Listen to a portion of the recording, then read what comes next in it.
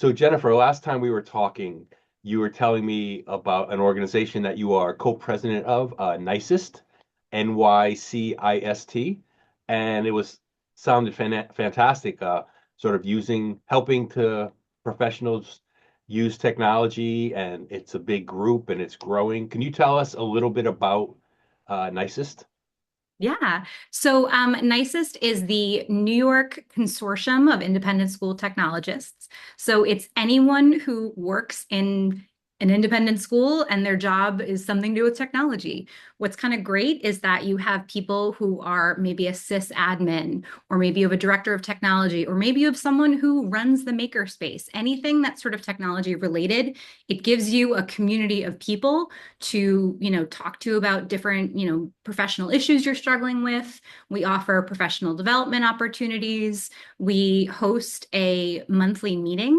We just had our last meeting on January 7th. And the meetings are hosted in either one of our peer schools, or sometimes we have them at external sites. But the group lives in a couple different forms as well. So there's a listserv on Google Groups that you can join, and that's you might be able to like send a message that says something like, what are we using right now for streaming for athletic events? What do we like for that? Who has a vendor for this? What are your policies on AI? And everyone just kind of chimes in, which is so great and so helpful, because sometimes it can really feel like you're on technology island in these positions. But there's also, and this is the one that I'm the part of the group that I'm most proud of, is there's a Slack workspace that, people hang out on all day long, and it's all organized by topic. So, someone just recently posted about, hey, what do we do about streaming services in schools? Do we feel like those should be blocked? Do we feel like those should be managed by teachers? What are we thinking? And you get this kind of real-time conversation with people who can give you ideas as to how it might work for your school, what works for them. And it's just really a very welcoming community. So, yeah.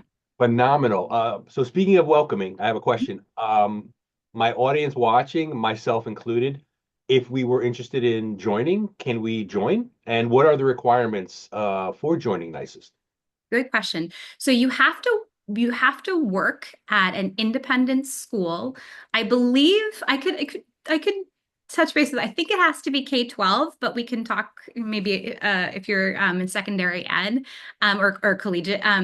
You cannot be affiliated with any ed tech startup or organization. So you cannot be a vendor of any kind. Okay. And this also applies for if you were at a school and then you moved into, maybe you now work for Schoology.